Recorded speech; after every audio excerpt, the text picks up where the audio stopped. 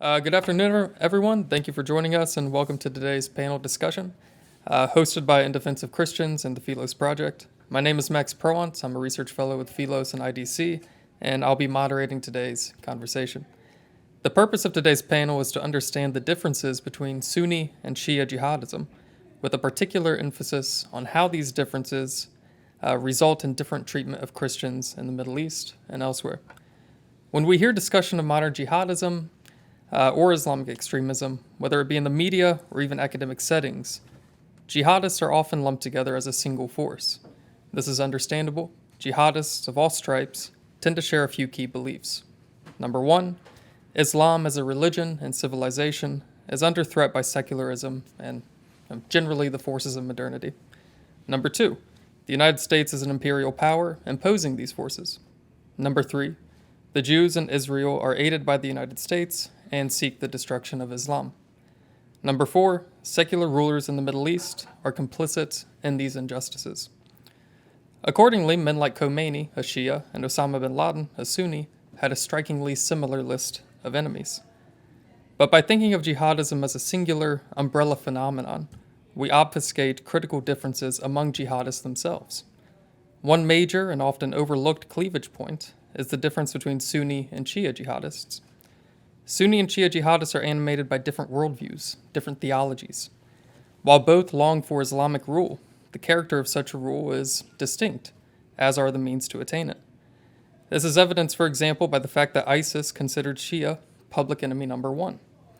Abu Musab al-Zarqawi, the leader of al-Qaeda in Iraq and the sort of ideological father of ISIS, lambasted the Shia for a number of reasons, one of which was that they had incorporated logic or faith or reason into their faith. Another major difference is how these jihadists target Christian populations. ISIS and Boko Haram, both Sunni Salafist organizations, commit what we generally think of as genocide.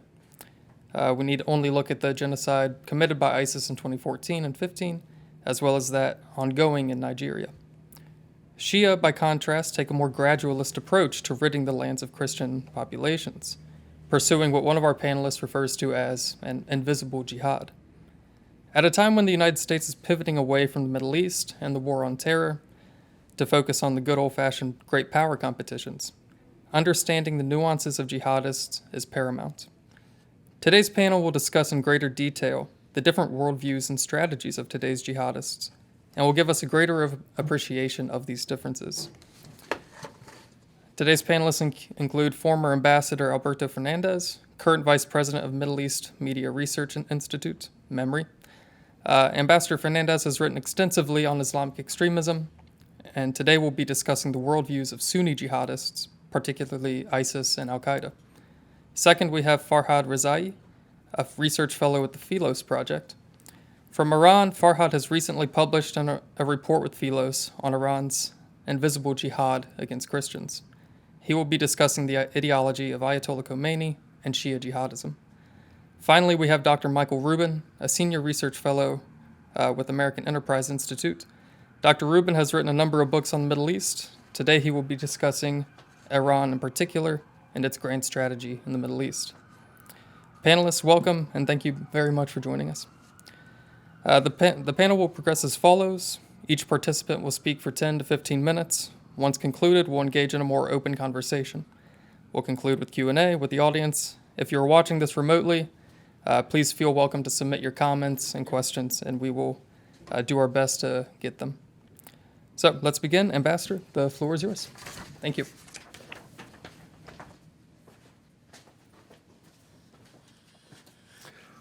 Thank you. It's a real pleasure to be here with all of you and to be with my distinguished colleagues. When you look at Sunni jihadist and Islamist ideology, you have to recognize that it's nestled in a particular reading of both history and faith. You can mine a large and complex tradition like Islam to produce, if you're a political movement or ideological movement, a narrative of tolerance, a narrative of accommodation with non-Muslims. You can also mine precisely the same tradition to produce a narrative and culture of intolerance. So, for example, you can take, just to take an example that jihadists use, you can take the 191st verse of Surah Al-Baqarah, which has a verse, and kill them wherever you find them, right? And kill, or sometimes is, and kill the unbelievers wherever you find them. This is a verse frequently used by jihadists in our world today. You can look at that text in one of two ways. You could look at that text within the context of 7th century Arabia and the context that it applies, as many Muslim scholars would say, applies to the infidels of Mecca that the Muslims were fighting, and that is specifically about a particular time and place and situation, and that the circumstances of killing them wherever you find them, or killing the infidels wherever you find them, was unique to that particular time and place.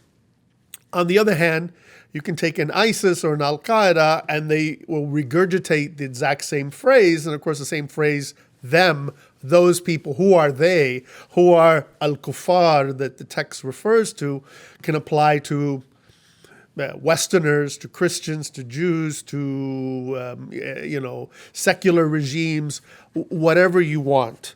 So you can say that these things apply in a specific time or apply to the world that is today. This appeal to tradition and the past, even to a false image of the past, is powerful among Muslims, even beyond jihadists and Islamists. And jihadists and Islamists get their strength from a kind of a widely held, sometimes erroneously, but widely held beliefs that are present among groups that are much larger than jihadists themselves. As some scholars have pointed out, for example, the language used in the attempted extermination of Yazidis by ISIS, the kind of justifications, the explanations given by the Islamic State are kind of explanations which are accepted by all the different schools of jurisprudence in Islam, whether Sunni or Shia. Now, it doesn't mean that they applied it. It doesn't mean that they did it. But the worldviews are broadly accepted. I remember a memory piece that we did just last month where we had a clip of a man, very much an establishment figure, very much a non-jihadist figure. He was Dr. I have his name here, Dr. Shafi al-Hajri, professor of Islamic studies at Qatar University. And the clip was from local Qatari television. It was not from Al Jazeera, so it's not one of those incendiary Al Jazeera clips. But this elderly establishment academic was talking clearly about jihad and dawah. Jihad, holy war, and dawah, evangelization or preaching to the non-Muslims. And he clearly said there are three ways of looking at how we treat non-Muslims. First, they need to be called to Islam. Secondly, if they refuse, they must be treated as inferiors and pay the poll tax. And third, if they refuse, they have to be fought and killed. This is not an extremist. This is not an Al-Qaeda or ISIS individual. It's a kind of mainstream Salafi academic at a mainstream Salafi-oriented university in one of the two Salafi states, Qatar and Saudi Arabia, Qatar holding the World Cup. This guy, the clip that we did was from last month. It was literally at the time as the beginning of the World Cup. So you can see how the belief of Al-Qaeda and the Islamic State is nestled or draws from kind of much broader accepted views, but they instrumentalize it or weaponize it in a way that goes from the theoretical to the practical. And by the way, when we talk about Al-Qaeda and the Islamic State, there are differences between them, but they're both Salafi jihadist groups. Obviously, the Islamic State comes from Al-Qaeda, but the differences are, you can say, for example, one of the main differences, Al-Qaeda focused on the far enemy, on the United States, whereas the Islamic State focused on the creation of a state, the creation of the caliphate state, as it were. But I think the differences are greater, are lesser than they appear.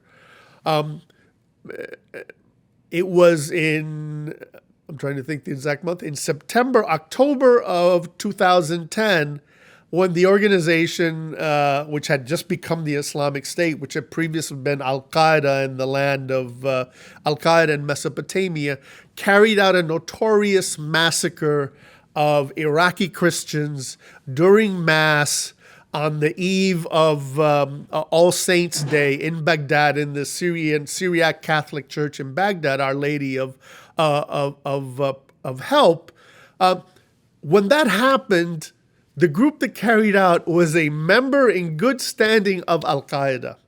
Al-Qaeda did not publicly differentiate itself or distance itself from the actions of the Islamic State, which was at the time part of Al-Qaeda, did not in any way differentiate itself or distance itself from those actions. Now, later on, when the Islamic State separates itself from Al-Qaeda, 2013, 2014, we do see explicit criticism by Al-Qaeda, a statement issued from Ayman al-Zawahiri, issued in English, Arabic, and Urdu in, I think, late 2013 or early 2014, that basically says you are not to focus on killing or confronting Shia or Christians, or it was particularly focused on Pakistan, Shia or Christians or Hindus or Sikhs in this country. You should be focused on the Americans.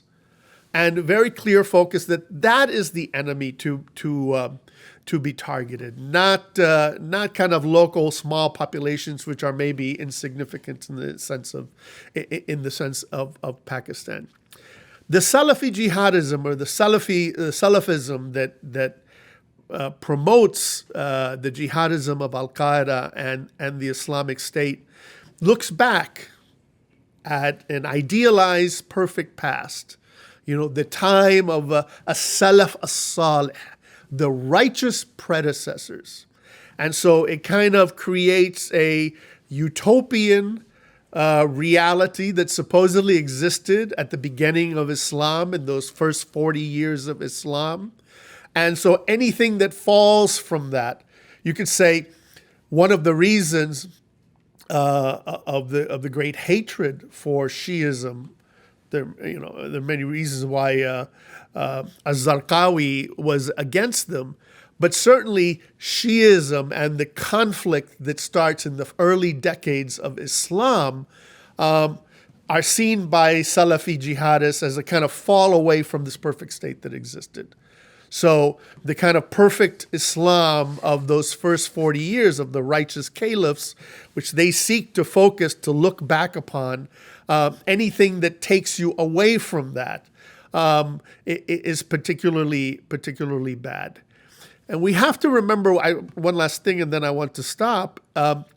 When we talk about Al-Qaeda and we talk about the Islamic State, they burst into the public consciousness with 9/11 for Al-Qaeda and for the Islamic State, particularly in 2014 with the fall of Mosul and the declaration of the Caliphate. But the first kind of contemporary iteration, you can go back in history and go back farther, but the first contemporary iteration of Salafi jihadism as kind of direct violent action was where? Was in Egypt in the 1970s, and a key component of it was targeting Coptic Christians. Coptic Christians were seen as fair game, as prey, as people to be murdered, as people to be robbed. Early on, this is before 9/11, this is before Guantanamo, this is before the invasion of Iraq, this is before Saddam Hussein and, Bin Laden blaming the Americans for being in the Arabian Peninsula, and that's why I have to do jihad. Way before that, the kind of ideological construct of Christians and Jews, but Christians were there in Egypt, is an early defining part of Salafi jihadism.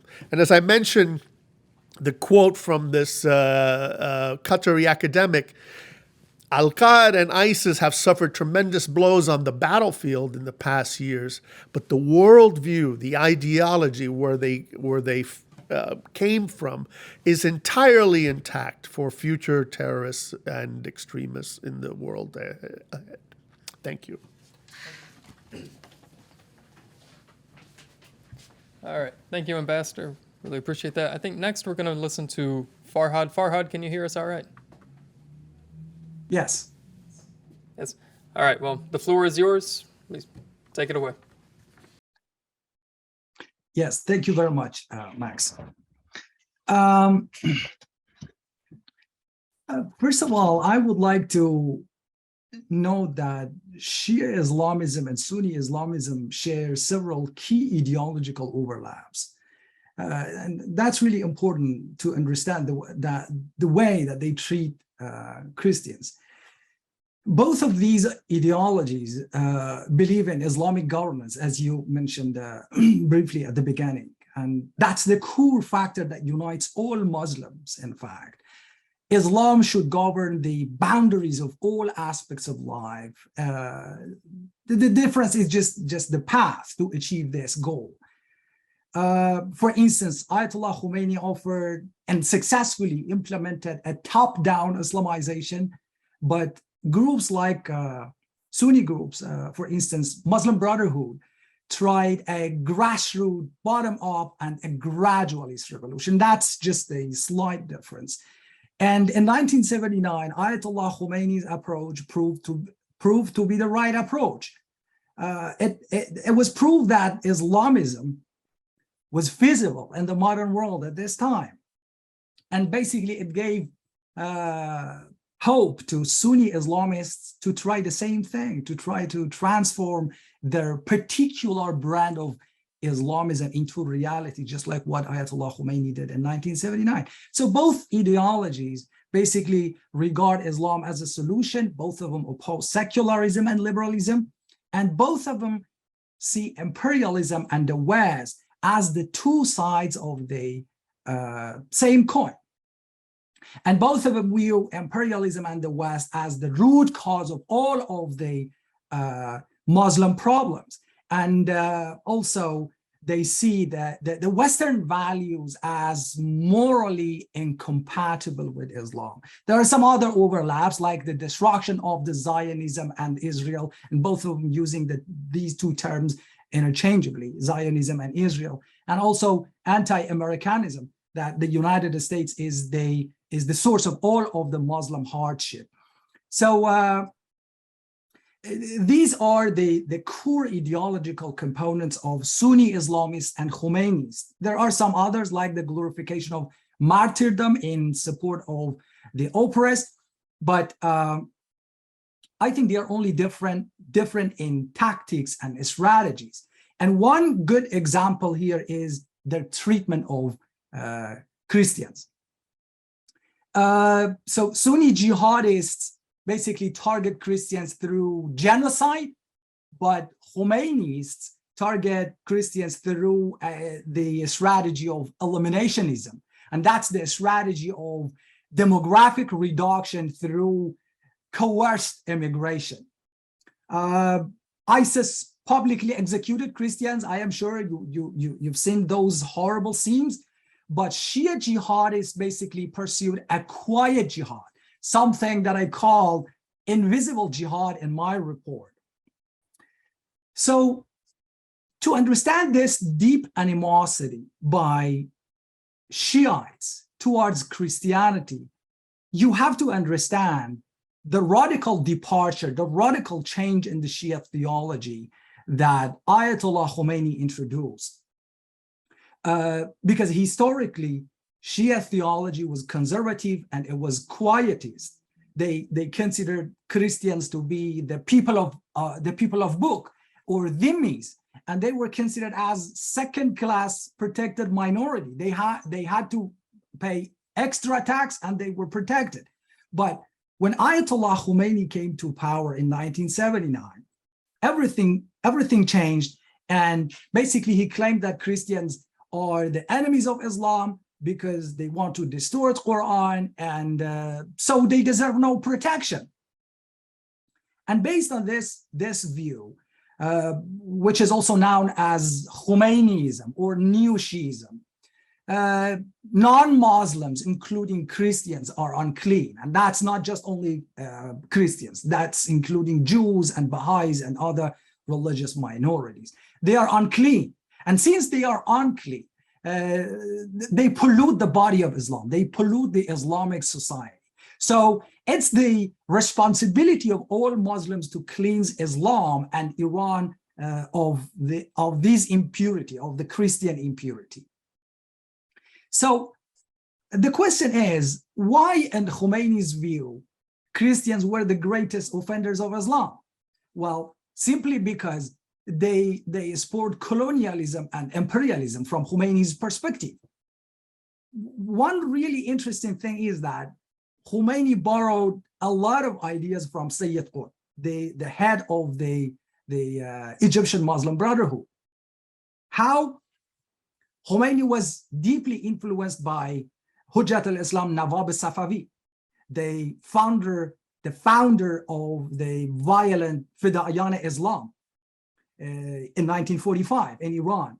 And Nawab al-Safavi was very close to Sayyid Qutb, and many of Sayyid Qutb's works basically were translated in Iran. They were translated into Farsi, and his ideas, in fact, played an important role in shaping the discourse in Iran, the discourse of Islamism in Iran prior to the revolution.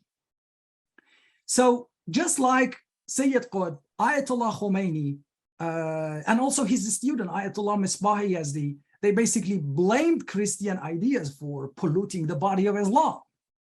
In their view, because of secularism, Western societies transformed into an immoral and corrupt and sexualized society that worship materialism.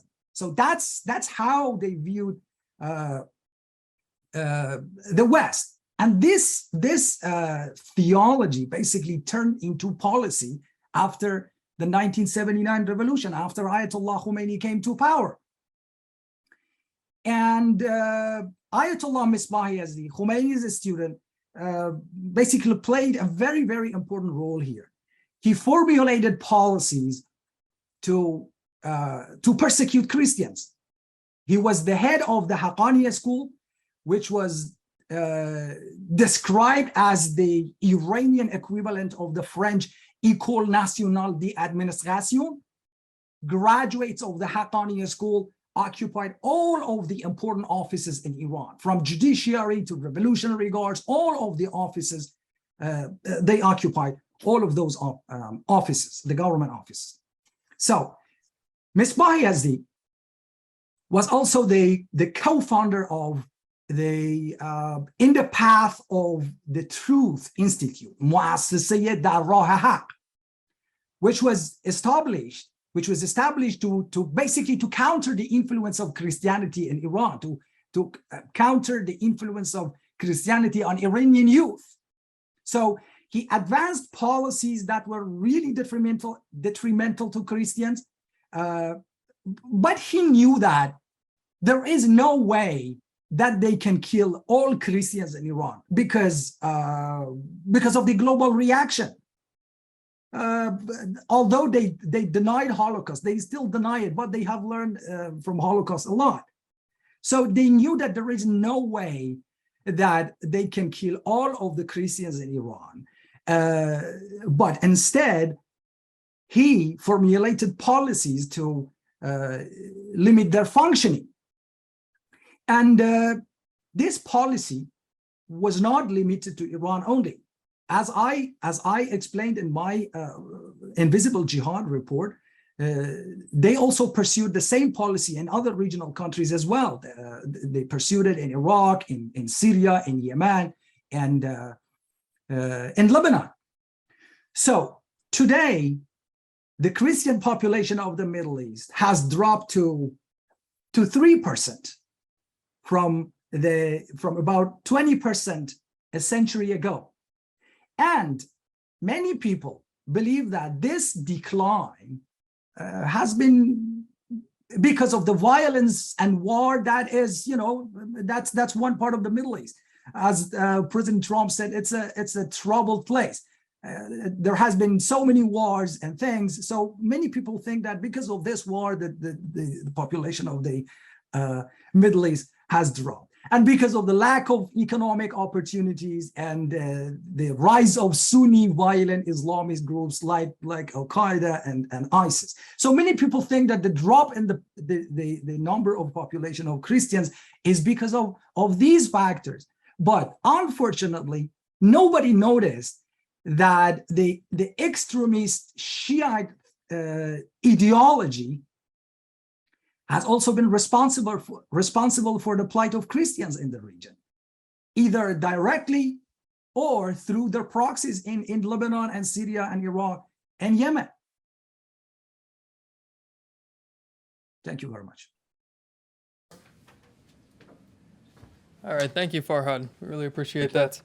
Finally, we'll hear from Dr. Michael Rubin. Come on up. Thank you very much.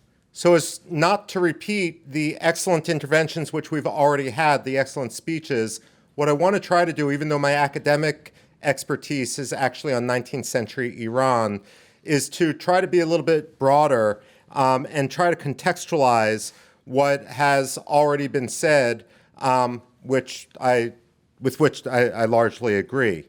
And so I'm going to bring in some examples from my travels throughout the broader region in order to illustrate some of the trends which I think we need to be aware of. When I first got to Iraq after Operation Iraqi Freedom, I heard a joke. Actually, I should say this is a little bit further along, right after Saddam Hussein was killed, right after he was hanged. And the Iraqis told a joke about how there's this special prison in hell where the 100 worst prisoners of all time were given numbers from 1 to 100, with 100 being the absolute worst. And one day at lunch in hell, they see, all these prisoners see there's someone new here. And they come up to him and ask him who he is. He says, "My name is Saddam Hussein. I was the president of the Republic of Iraq." "What cell are you in?" "I'm in cell 94. "My God," his interlocutor said, "you must have been bad. I'm in cell 36, and all I did was kill Imam Hussein." The fact of the matter is, and what I try to bring out of this, is that a lot of even though Christians, Jews, Baha'is, Zoroastrians, and others are major targets, the fact of the matter is, from at least the Iranian perspective, from the Shia perspective, and to a large degree from the Sunni perspective as well, it's the other that matters. It's the sense that Muhammad was the seal of the prophets, and that somehow, even though it's assumed by all that the Jews, the Christians had corrupted prophecy, that somehow it's worse when Muslims do it. And this, of course, is one of the reasons why the Baha'is have a special sight over their heads, a special sort of Damocles over their heads.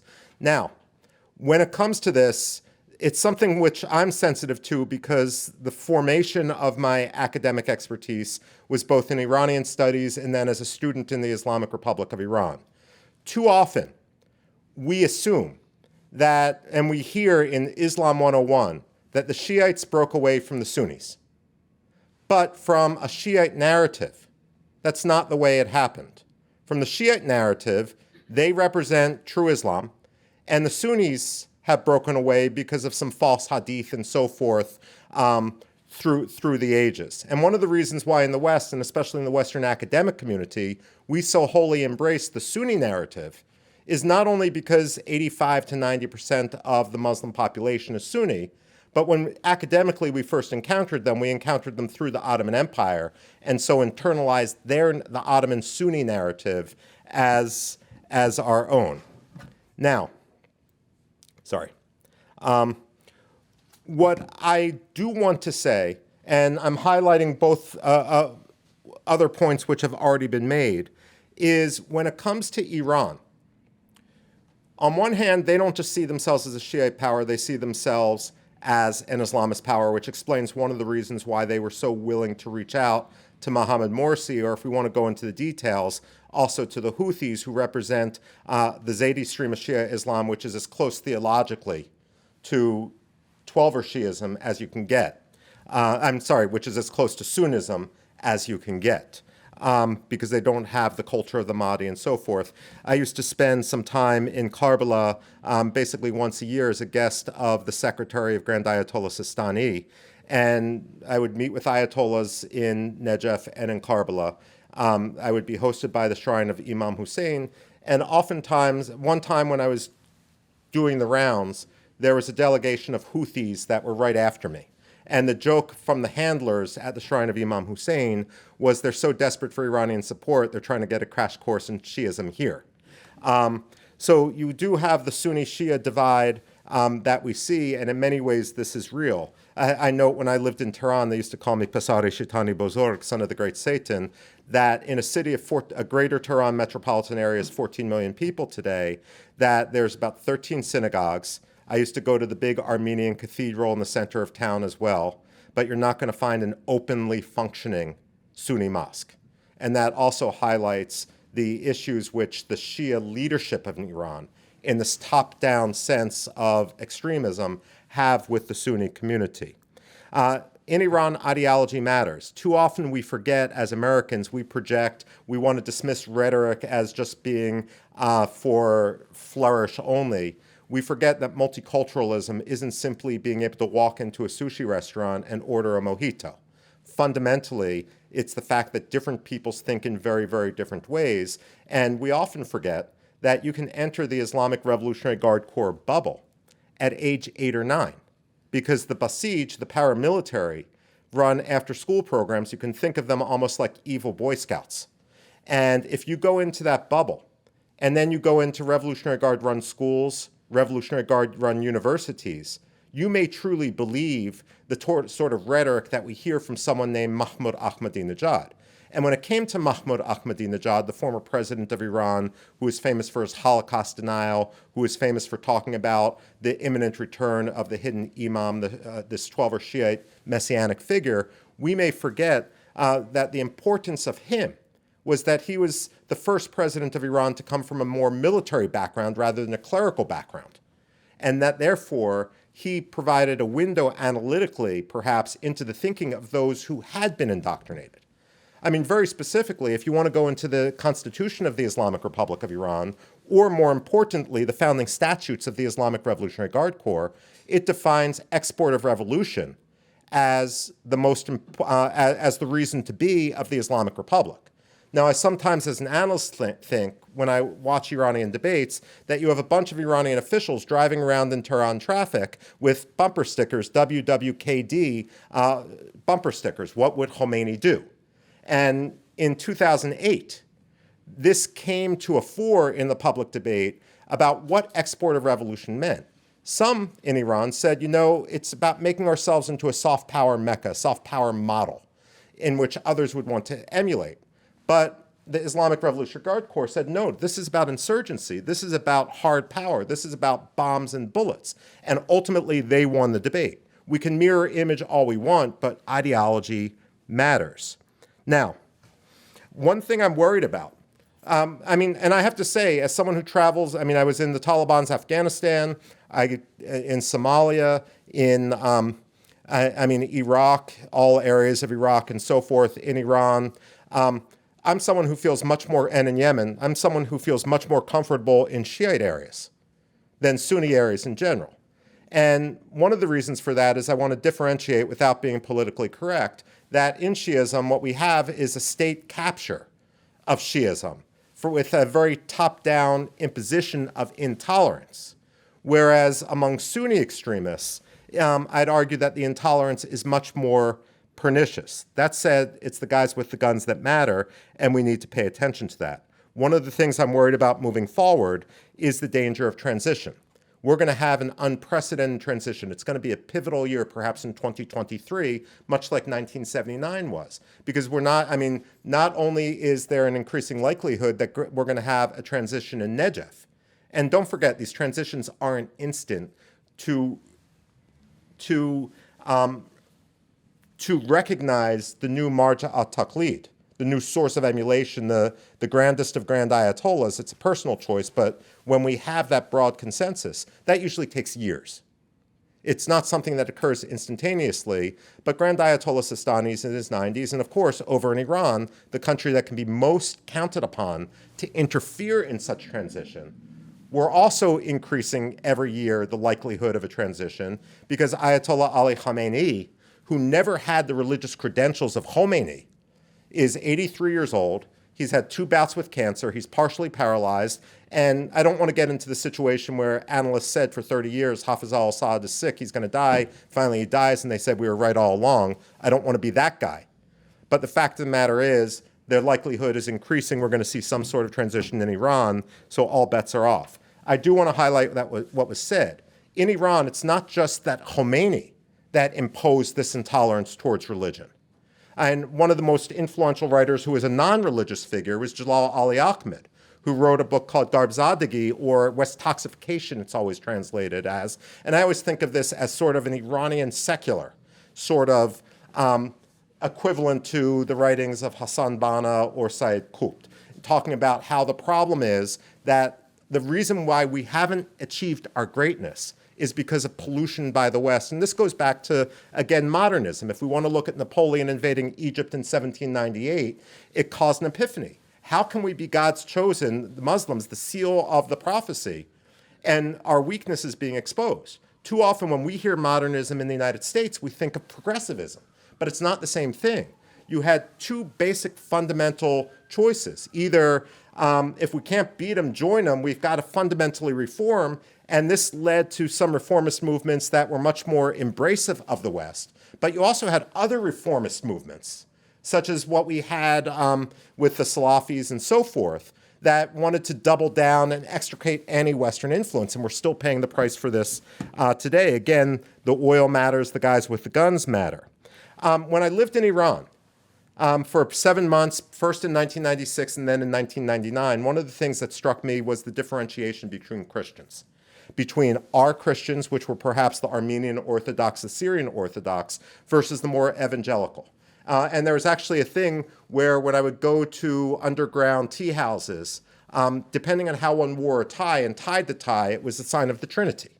And so there was a sense, as you had a greater evangelization among Christians, and there was a growth in congregations back in the mid-1990s, that this really threatened the regime and the regime ideologues. One of the reasons why I think that the Iran-sponsored militias targeted some of the Christian communities in Iraq is they were targeting, in many cases, the Christian communities that weren't necessarily representative of our Christians back in Iran. And that can just be the provincialism of some of these illiterate Iranians who are taking their orders, but somehow they seem to differentiate. That doesn't mean that they're going to give Christians a free pass. It's more of a case of let's take care of our immediate enemies first, the Baha'is, the Jews, and then we can go after the Christians and finish the job there. Part of it's also an issue of numbers. The Christians still have a large enough population in a city like Tehran that there is some degree of, discrimination, but safety in numbers, that as the Christian community dwindles, it creates a cycle that just increases greater aggression against the weakness of victimhood. I do think we need to address, and I'm winding up here, one of the other issues that hasn't been talked about when it comes to the violence, the tremendous violence against Christians. And that's quite simply recruitment. When you can set upon a Christian church, when you can have a suicide bomber, when you can blow up an alcohol shop in New Baghdad. By the way, in Baghdad's airport, the alcohol's back in duty-free right now, but let's put that aside. When you can do something like that, it's not only out of religious conviction. If you want to look at some of these Islamist groups, jihadist groups, as a mafia, as a business mafia, and remember, the pro-Iranian militias in Iraq aren't subsidized as much by the Islamic Revolutionary Guard as they today subsidize the Islamic Revolutionary Guard. The money goes the other direction. Recruitment matters. And we also saw stuff like this when it came to the Islamic State. With that, hopefully I've raised a number of various issues with regard to Iran, with regard to what its general strategy is. It's a state-sponsored strategy of export of revolution. We see with the current protests today that most Iranians simply, the regime has lost its legitimacy. Now, there's actually an old Russian joke, and as some of you know, I'm married to a Soviet refugee. An old Russian joke about the difference between an optimist and a Russian optimist and a Russian pessimist. The Russian pessimist is the one who says, things have never been this bad. This war, this violence, this health, this economy, they couldn't possibly get worse. And the Russian optimist is the one who says, no, they can always get worse. So I want to leave my talk as a pessimist. I actually do see a glimmer of hope, both in transition and in the fact that while I'm not sure the Iranian protests will succeed because there's no clear leadership or political platform, the fact is they have succeeded in delegitimizing the state-sponsored Shiism and also presumably making it more difficult for these groups to try to hijack the process that we're going to see in Negev, perhaps as soon as the coming year. Thank you.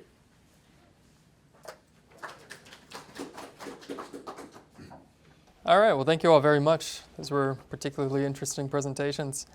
Yeah, I want to keep this as freewheeling as we can, but I have some sort of guiding questions. The first one is, we talked a bit about how, Ambassador, you had mentioned how the Salafists tend to view Sunnis, or Shia, excuse me, right? They sort of a development or an impurification of the earliest, purest days of Islam. But I'm a little more interested, touching on Michael's talk, how the Shia extremists tend to view the Sunnis. Ayatollah Khomeini had meetings with the Muslim Brotherhood. They work with the Houthis, who, as you mentioned, much more closer to Sunni Islam than to Twelver Shia. But yet there are no Sunni mosques in Tehran. So Open, yeah. There's covert mosques. For sure, yeah. Yeah. So I'm curious, how, especially in the worldview of Khomeinism, how is Sunni Islam generally regarded? Is it given much attention at all? Are they incidental enemies? How would you sort of approach this? More for you, but it's open to the panel as well. Sorry. Basically it depends. The way I've always analyzed Iran is that the Iranians are willing to be much more ideological the further you go from their borders. I don't want to say that there is some set concrete formula by which they operate. When they do get closer to their borders, they're willing to be pragmatic. They're willing to be pragmatic in the short term. What I would go back to is dawah, which we've talked about, this idea that you can proselytize, that you can recruit.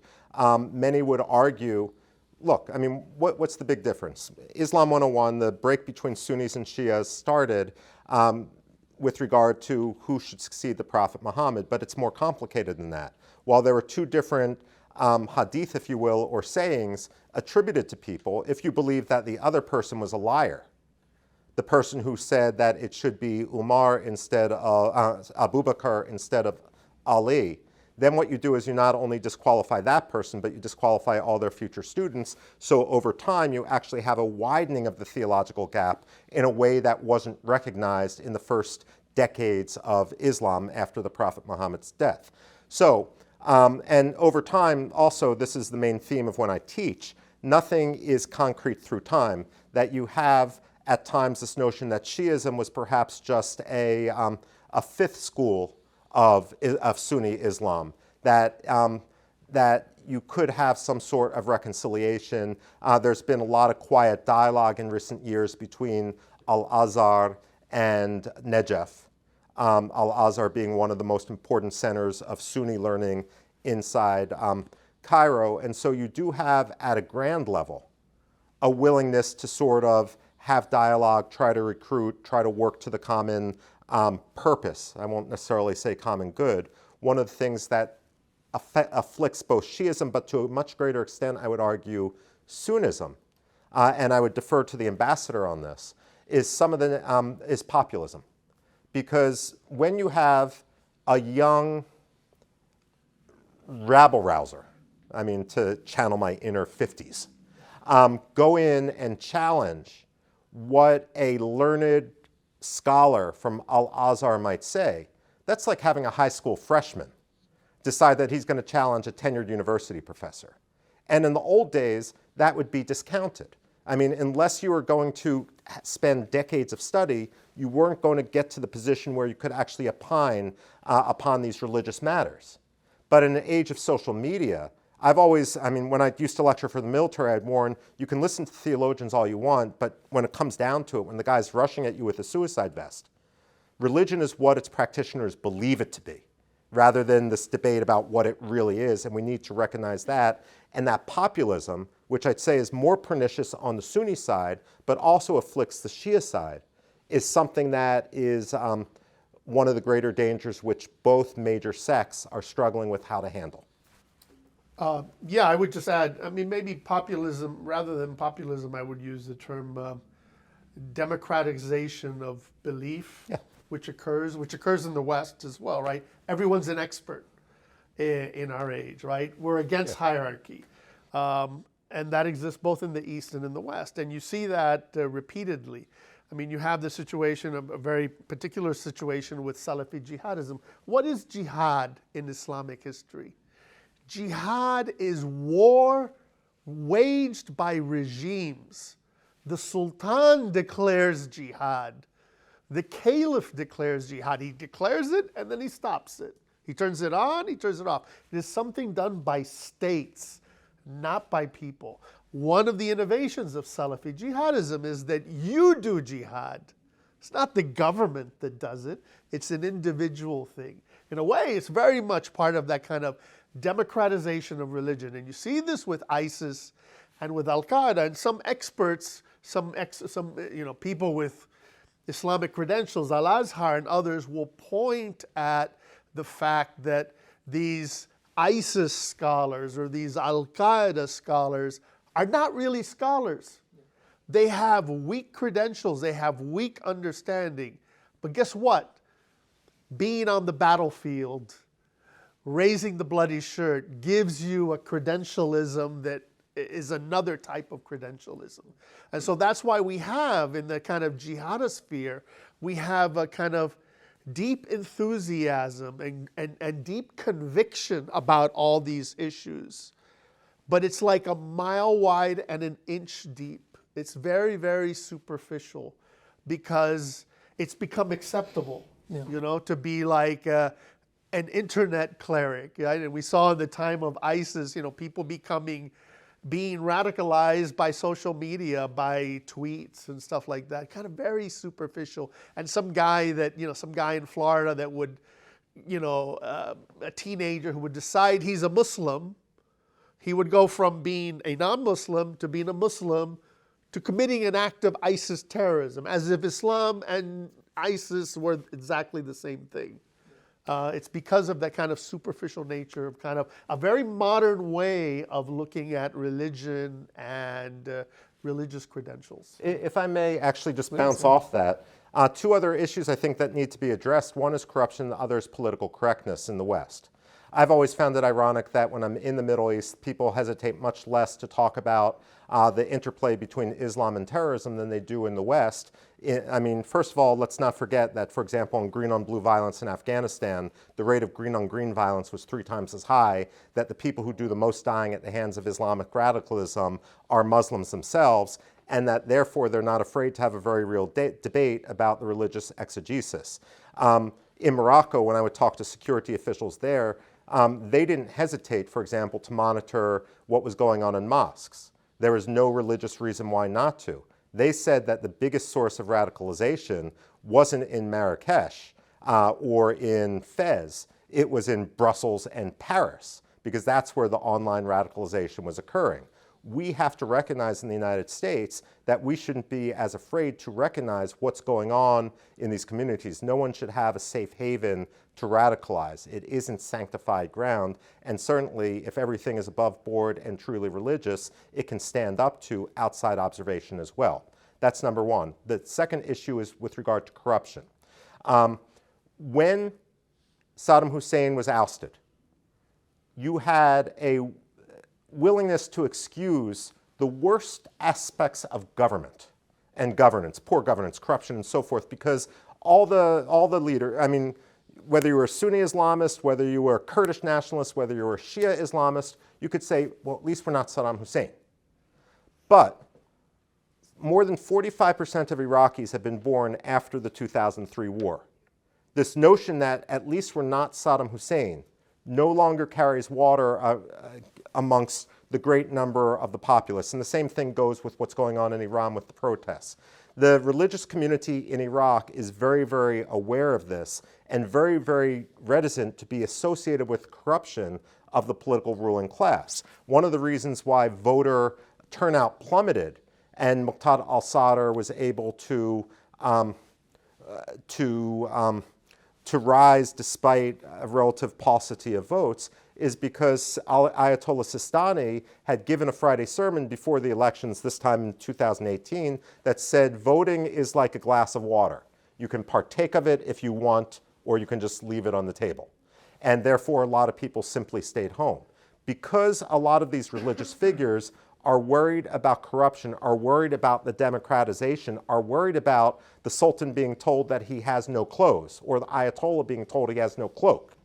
They're willing to stand down, and there really is a confusion as to how to address this problem moving forward. And what I worry about with regard to the corruption is just like Recep Tayyip Erdogan, a wolf in sheep's clothing, was able to win 34% of the votes and 66% of the seats in parliament back in 2002, or as Justice and Development Party, he technically didn't become prime minister until February 2003, was because he was able to say, we're Muslim, we're clean, we're anti-corruption. What I worry, and of course today that's not the case.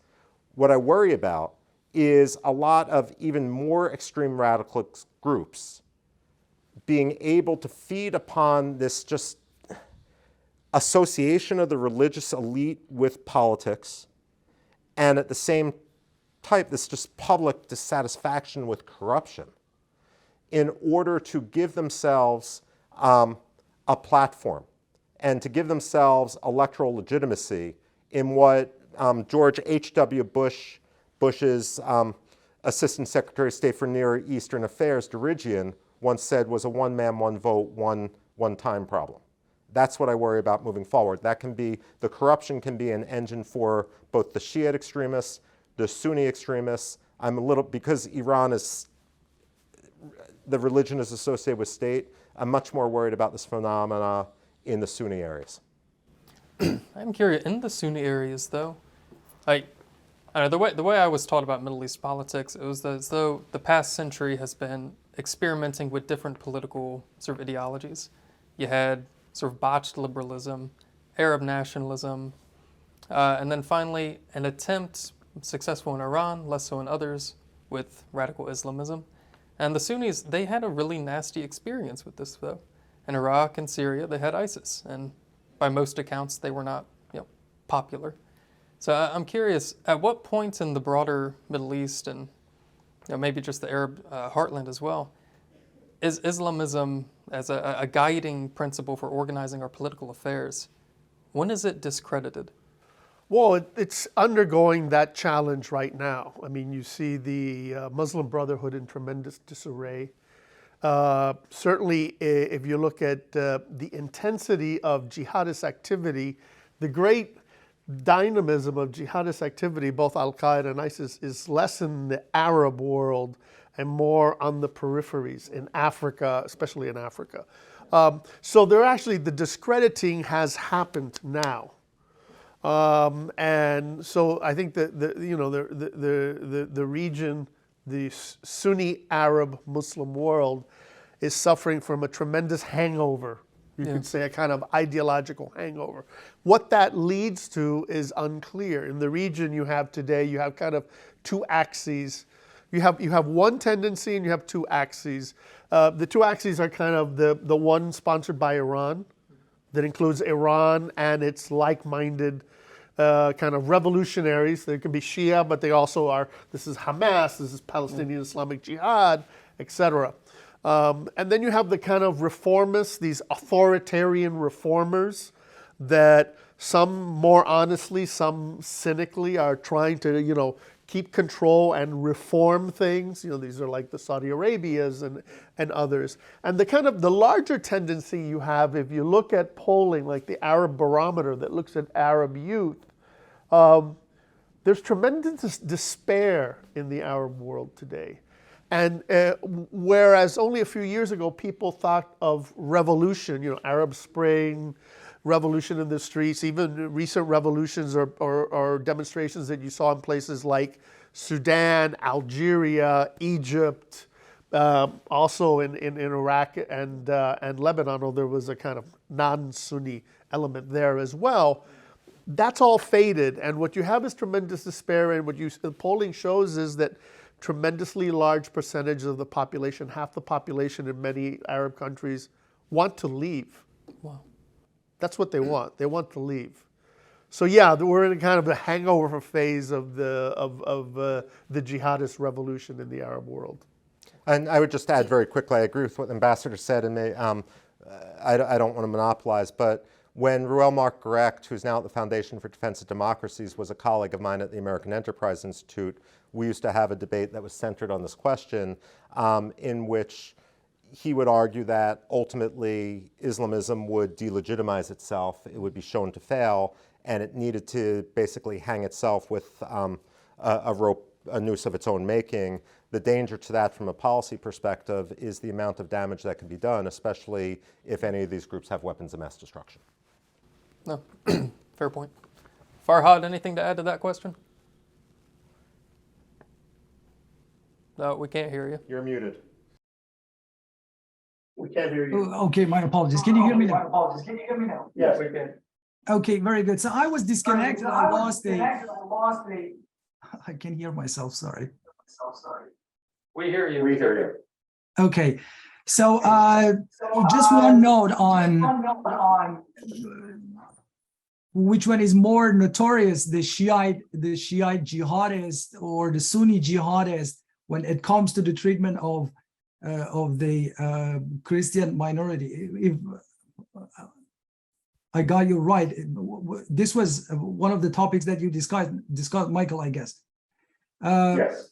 So from my understanding, the Shia extremism is more lethal. I know many people disagree because what people see on the screen is that Sunni jihadists come and behead Christians, they blow themselves up among Christians, but they know what they did not notice is what the Shia extremists are doing to the Christians. So from my understanding, Shia extremism is more lethal and they're more notorious.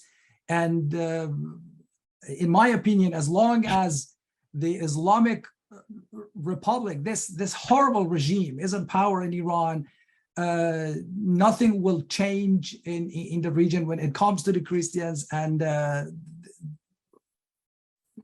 there will be more wars and instability and terror and pressure against Christians, because as long as this regime is in power, Hashd al-Shabi is in power. As long as this regime is in power, Houthis are in power. As long as this regime is in power, Bashar al-Assad will remain in power. Hezbollah will remain in power in Lebanon. So these are the groups that greatly contributed to the plight of Christians. So if you ask me which one is more notorious towards Christians, I would definitely say Shiite extremists are more notorious. And if the West is going to come up with a policy, if it's going to defend Christians, if the West is going to, especially the United States, is going to take any action in support of the Christians, I believe that action should be directed toward the Islamic Republic and the Shiite extremists rather than the Sunni extremists. I know the Sunni extremists, the countering Sunni extremists should be continued, and the way that the West is countering Sunni extremists is totally different.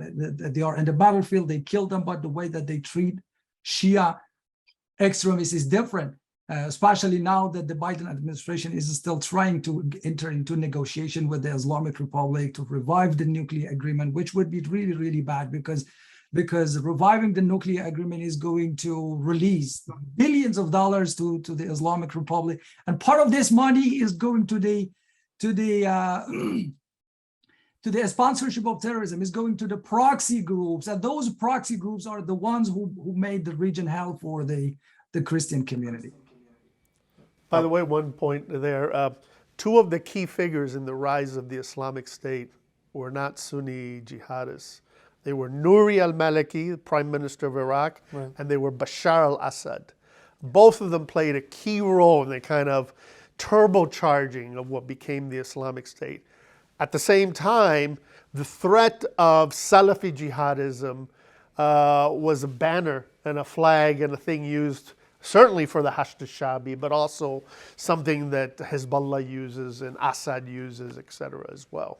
I don't want to get into a debate with Farhad about whether it's better to die of a heart attack or die of cancer.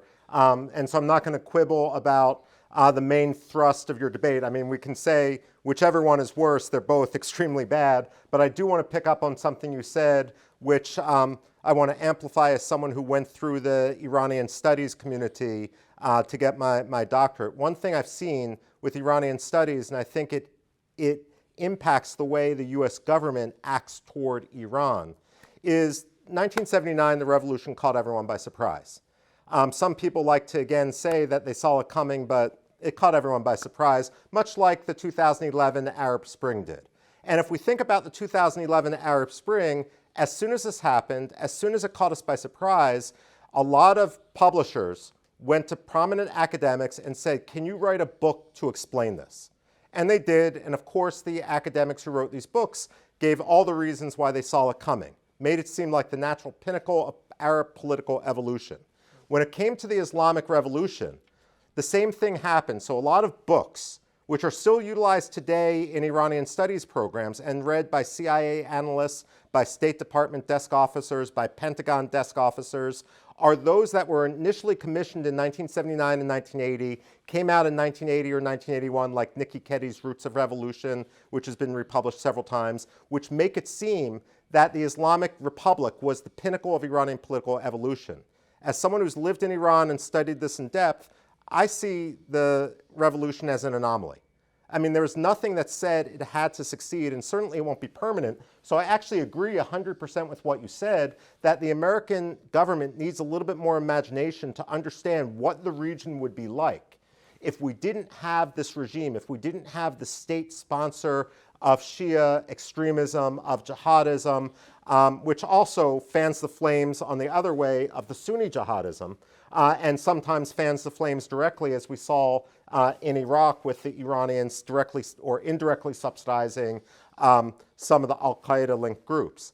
We do need a little bit more imagination. We do also need, and I'll conclude with this, to understand that we can talk about political reform all we want, but I would argue that the best canary in the coal mine is religious freedom.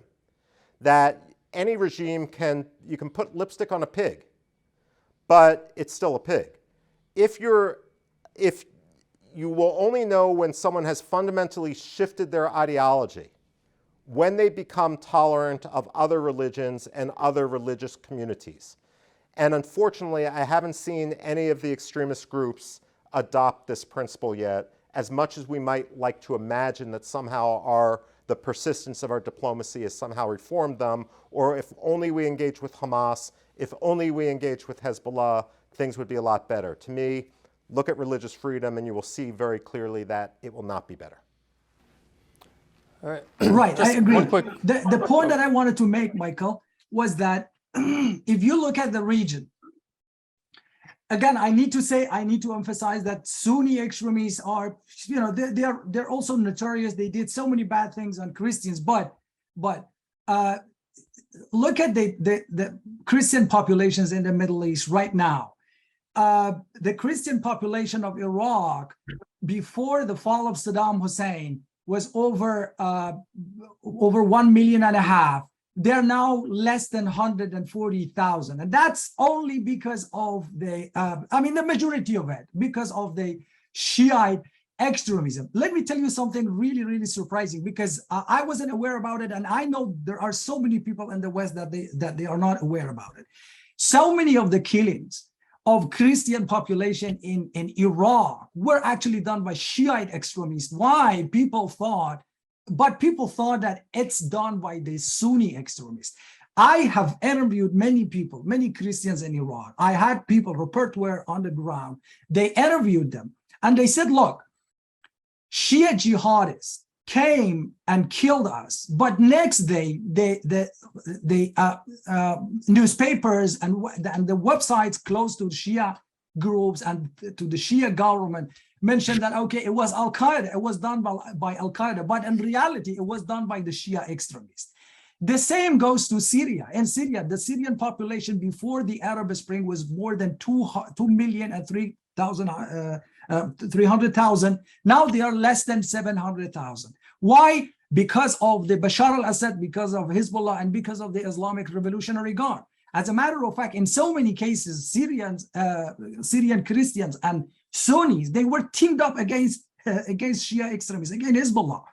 So what was happening in Syria on those poor Christians, the majority of it was because of the Shiite militia. In Yemen as well, before the Houthi takeover, the number of Christian population in Yemen was over 42,000 Christians. Now they are zero, actual zero. I mean, absolute zero. Many people say that, well, actually there are 1,000 Christians in Yemen. They are living underground, but they are living underground because of the threat that they are facing from Houthis. In Lebanon as well. In Lebanon, the Christian population now decreased to less than 32%. Before the civil war, they were 54% of the population. They were the largest population, largest ethnic in Lebanon. So you will see that in the broad context, what the Shiite extremists done to the Christians is much more horrible than what the Sunnis have done. But the reason that the people are now talk more about the Sunni extremists than the Shiites is because, you know, the stupid groups like ISIS, they're just, you know, doing more things publicly, beheading things, and people say, oh my goodness, this is ISIS, this is extremist, what they are doing is more horrible. But in reality, the majority of the Christians, they were faced brutal attacks by the Shiites. Again, I need to refer to Iraq, the Iraqi case, because Shiite militias, they raped Christians. There were several cases of mass rapes.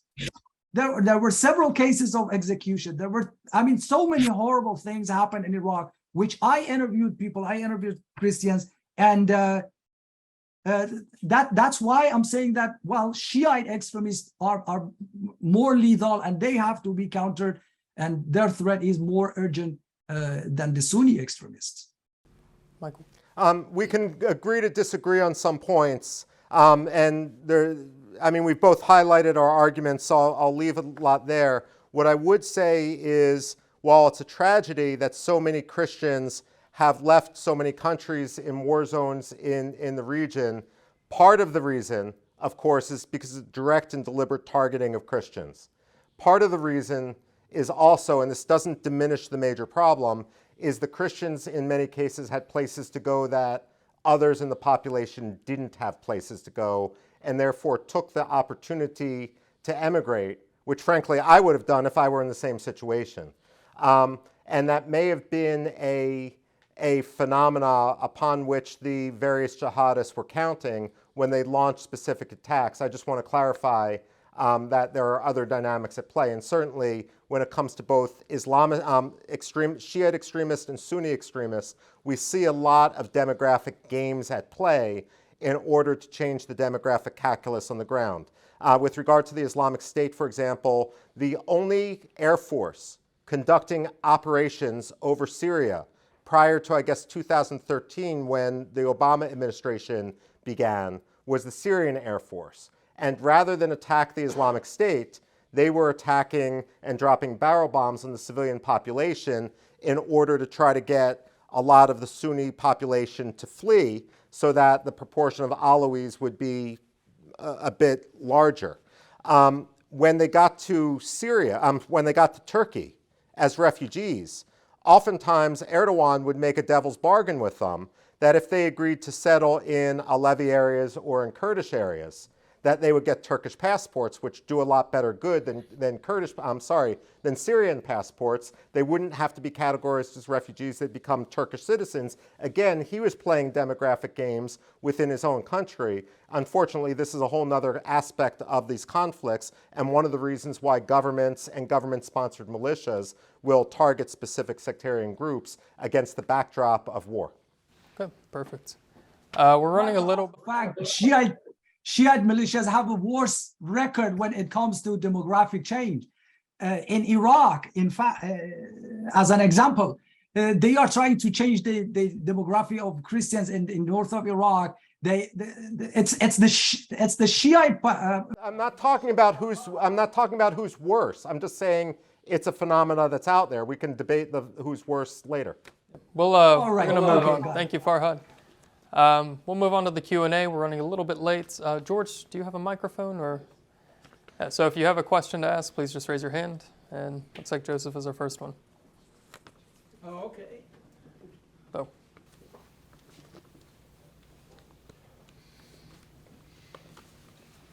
Thank you, gentlemen. I think this was an excellent discussion. I enjoyed every bit of it.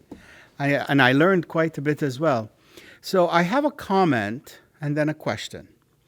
So the comment is, we're obviously living in hardship times economically, right?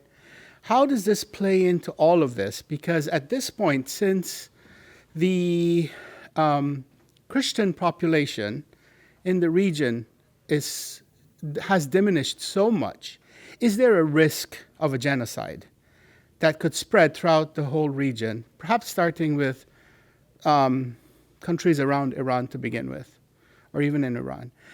And then the second, that was just a general question, just to kind of get an understanding. We refer to Christians as if we're referring to the West only, okay? We do have a Christian population in the Middle East that are the Eastern Christians, which I regard differently than the Western Christians, which I believe some Islamists, whether Sunni or Shia, also do. What role can they play, especially in their alignment with Russia, to facilitate a peaceful resolution? Thank you. Look, I mean, the Christian population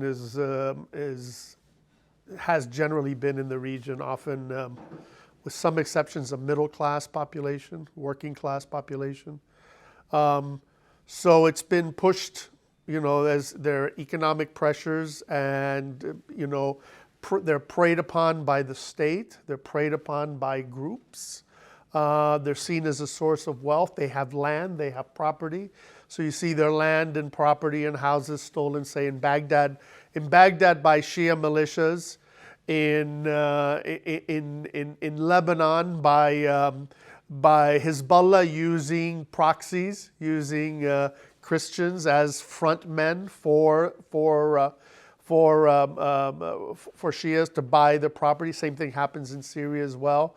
You have Sunnis preying on them as well. You see that, for example, in Upper Egypt, where there's a large Christian population, and they're preyed upon by the Sunni population. It's the strong against the weak, and all too often, the only protection that Christians will have will be the state, and the state, in many cases, there are good examples, say Jordan and other places where Christian population can count on a certain type of protection, a certain type of state that functions. But in other states, in other places, the state is part of the problem. The state is corrupted, and the state has a vested interest in placating at least a certain level of Islamism and a certain level of discrimination, kind of inherent discrimination against Christians, for example, in Egypt, where you see that as well. I really don't see a big difference between the kind of Eastern and, if you're referring to, let's say, Latin as opposed to Orthodox Christians.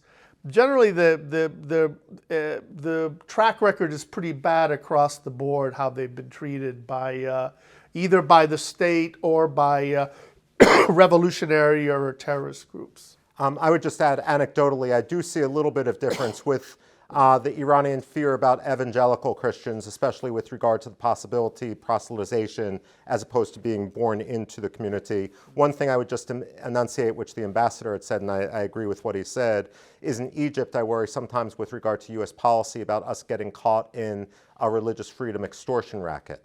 The Egyptians, of course, want billions of dollars in U.S. military assistance because of the Islamic State problem in the northern Sinai. And at the same time, the same factor happens in sort of Pakistan. They never manage, despite all the billions of dollars which we might give them, to actually eradicate the problem of the jihadism. And so every now and then, a community of Christians will be massacred, if nothing else, and this is the cynic in me speaking, to remind the United States or to provide fodder for the call that we need to keep giving the billions of dollars of aid to these states. We have to do something to address this dynamic and hold the more cynical dictatorships to account, as opposed to, and I certainly agree with the ambassador that Jordan provides a much better example and has a much better track record of protection. Very good. Any other questions? I would say, with regards to your first question, that whether we should be concerned about a genocide or whether genocide is already happening or whatever. First of all, I would be more careful to use the term genocide. As a matter of fact, I used a different term in my report, the invisible jihad. I used eliminationism. And through that eliminationism, unfortunately, the Christian population of the Middle East has dropped dramatically from 20% to now it's less than 3%. So there are absolutely no encouraging trends with regards to the Christians in the Middle East. And again, unfortunately, from my perspective, Iran is the number one country. The Shiite extremism is the number one that has greatly contributed to this plight of the Christians. And again, that's not only inside Iran, it's in the region, and it's not in the region only, it's inside Iran as well, because inside Iran, the Islamic Republic is also applying a tremendous pressure on the Iranian Christians. They arrest Christians and they break into their houses. They systematically deny the right of the Christians, and also the Christian converts, as just Michael mentioned. Their number is increased. It's according to some unofficial reports, there are now more than 3 million people. In the 1979, the time of the revolution, they were less than 500 people only, but now they are over 3 million people, according to some reports. So they systematically deny the right of the Christian converts to practice the religion, obviously, because the conversion to Christianity and to other religion in Iran is considered apostasy, and they are basically charged with acting against national security, and they are sentenced to long-term prison and death. So that's the situation of the Christians. But again, to use the term genocide, I am more inclined to use the term eliminationism. And unfortunately, the situation is really, really bad. And they need our help. I mean, they need the help of the West. How we can help them, that's probably a more important question. As a person who researched Iraqi Christians and Syrians and Lebanon and Yemen, I would say they need financial support. How it should be. You may say that, okay, we already supported them with money, but most of the financial support that the United States and some other countries sent to the Christians, they actually ended up in the wrong hands. I know for the fact that this U.S. State Department funded a group, a so-called Christian group in north of Iraq with $10 million. But the Shiite militias forced that group to share the money with them. And eventually the State Department decided to not provide that fund. But anyway, I mean, the better way. I think we'll have to, we're going to make some time for an additional question. Thank you, though. Okay, I'll wrap it up. Okay, thank you. Bill, feel free. Hi, I would like all of you to comment on this in a way. There have been different ways of conceptualizing the differences between Sunni and Shia jihad, but some things that have been raised, such as the fact that people are more likely to be radicalized in Brussels or France, and the top-down versus the bottom-up approach between the two. We've also seen stories of young children in the United States and Texas being videotaped singing these chants praising Khomeini. So I was just hoping that if you could all comment on the ways that, kind of exporting that ideology abroad and the fact that it often finds its most success in Western countries. How are the two different? And if we could compare the two. Thank you. Well, one thing I would say is that I think an increasing number of scholars and followers of this that would say that the critical mass, certainly when it comes to jihadists and Islamism, especially Islamism, the critical mass of it is becoming increasingly Western rather than Eastern. Certainly, there's a lot of Islamists in the region and all this stuff, but there's a kind of combination of factors: the migration, the kind of alienation of people in the West, the kind of search for identity that happens in the West, the freedom that exists in the West, the political correctness that you mentioned, means that there's a kind of particularly witch's brew of just inertia and dynamism that exists with Islamism in the West, that in the East there's either the hangover or it's repressed by regimes. So you have a kind of Western Islamism is becoming an increasingly large problem. And there's an additional point that I would say, and that is that there's a problem in the West, aside from migration and all that, and that is that we've been talking about Christians, right? That much of the West is post-Christian, is beyond this. And so you actually have Islamists, jihadists, neo-Nazis, anti-Semites, whatever, all competing for the same kind of post-Christian mass. There's I mentioned it in some of my talks. There's a perfect example. There's a 17-year-old boy, 2018, Corey Johnson, in Jupiter, Florida, that was fascinated by Nazi stuff, by KKK stuff. He was just, a kind of a boy with no kind of worldview and stuff like that, fascinated by Nazis and Klansmen. He discovers ISIS propaganda. He goes from being pro-Nazi, Klansman, fascinated guy to being an ISIS guy. Stabs 3 people, one of them to death at the age of 17. This is in the middle of nowhere in central Florida.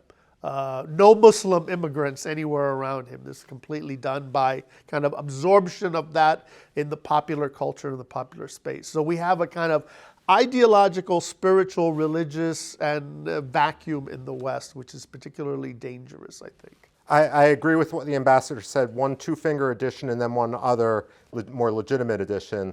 To understand the extremism which has found fertile ground here, most, and also in Europe, most of the Muslim umbrella organizations, the largest ones, were founded by immigration waves of those from Syria, from Egypt, from elsewhere in the region who were fleeing secular dictatorships because of their identity as religious people. And so they found, this is why you have the Muslim Brotherhood take over so many organizations in both Europe and the United States. At the same time, it's why the Iranian diaspora community in the United States tends to be much more liberal than the Iranian community back in the regime, because these were people who were fleeing religious dictatorship because of their more secular or minority religious identity. The other point I would make from a policy perspective is the United States has got to stop treating religion as a third rail which we can't touch in a policy sort of situation. We can not have state-sanctioned religion, but at the same time, we can understand the importance of the religious debate elsewhere in the world. I see the root of extremism, without going in depth, as abrogation in Islam.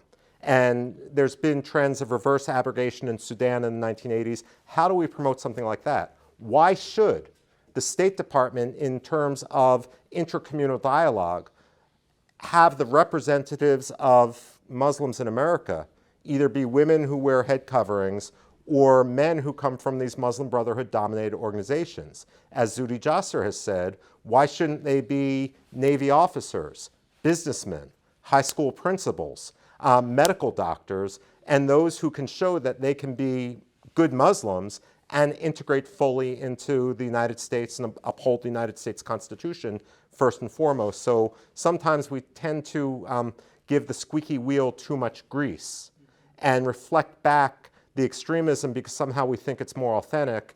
We shouldn't do that, and we can't necessarily engage in religious debate ourselves, but we can put our finger on the scale like the Bush administration did once when we withheld money from Egypt when they had arrested Saadudin Ibrahim.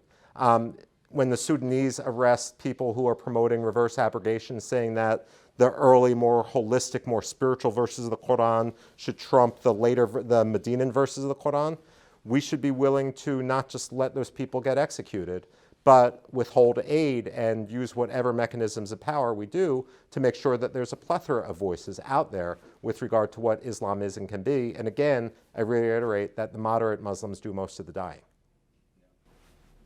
Very good. Farhad, do you have anything to add to that? Well, I did not get the question properly, but based on the comments of Michael and Alberto, I would say that the Islamic regime in Iran already exported its particular brand of Islamism to North America and Europe as well. Because if you notice, there are many academicians in the United States, even here in Canada, they are so sympathizer towards the Islamic Republic. And the guy who attacked Salman Rushdie, the guy who was clearly acted based on the fatwa of Ayatollah Khomeini. He did not act out of the blue, right? So, and even I know so many academicians in the United States, they mourn the death of the master terrorist Qasem Soleimani. So I believe the United States, and I mean the West as a whole, should be more concerned about these people than those people that in the Middle East that execute innocents. Thank you. Right. Okay, all. We've went over a good little bits, but thank you guys very much. I thought this was a very enlightening panel and very enlivening as well. Yeah, give them a round of applause. And Thank you.